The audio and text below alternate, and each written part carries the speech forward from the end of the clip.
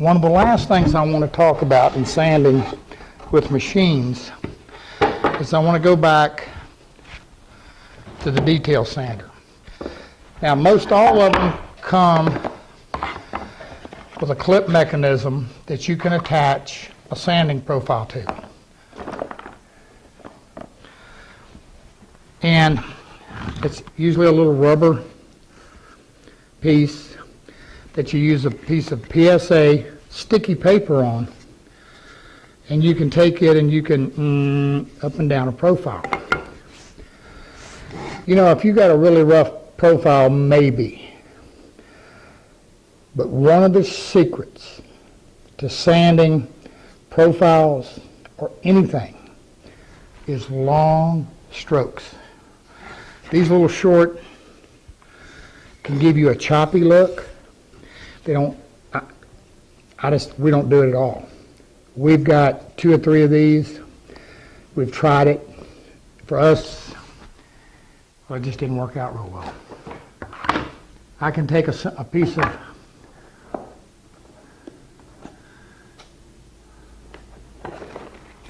sticky paper, if you will,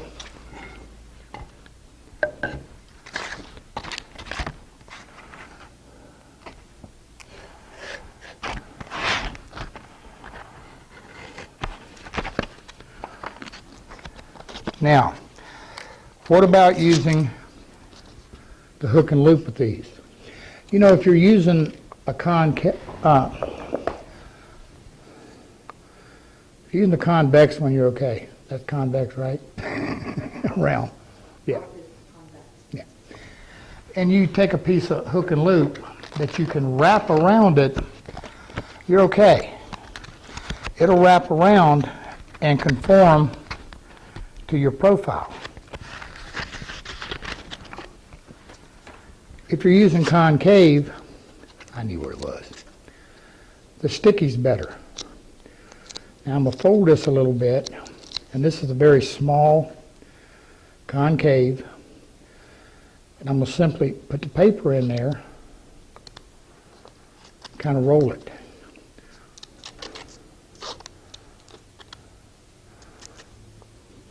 I usually leave one side stick out free. Now this is just a radius from a raised panel door. So what I'm going to do is, as you can see, what I'm going to do is put it down, and it's going to conform to that. Once I've done that, I'm going to hold it tight and I can roll it up, and it will conform. Now I'm going to say this again, and you're going to hear me repeat this many times. The way to sand something like this is long strokes. That's what's going to give you the straightest line and the smoothest.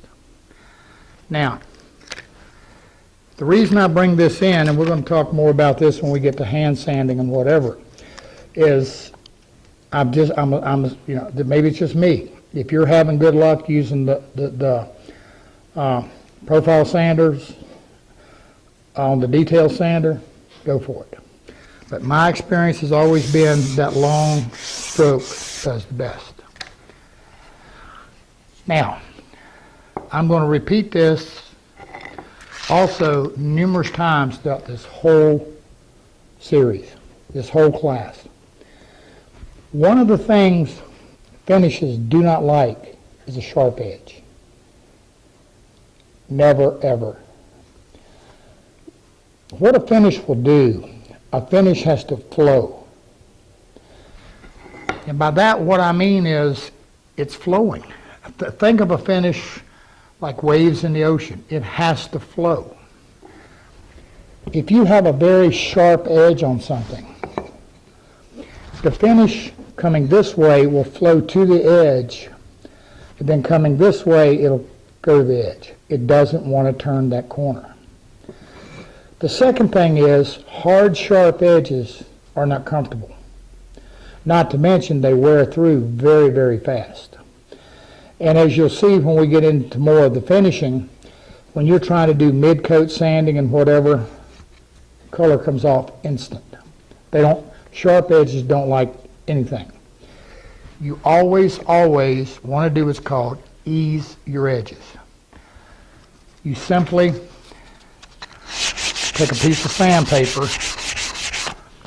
and you sand the point off. You sand a little teeny radius on it. Now, you may be of the opinion, well, I don't want that edge rounded. Well, you're not doing a lot. But what happens is that finish is going to flow over it. And as you sand your finish, it'll resharpen the edge, if that's what you want. Now, and we'll get into more of this when we get into the hand sanding with end grains and whatever, how you deal with them. But always ease the edges. Never have a sharp edge on anything.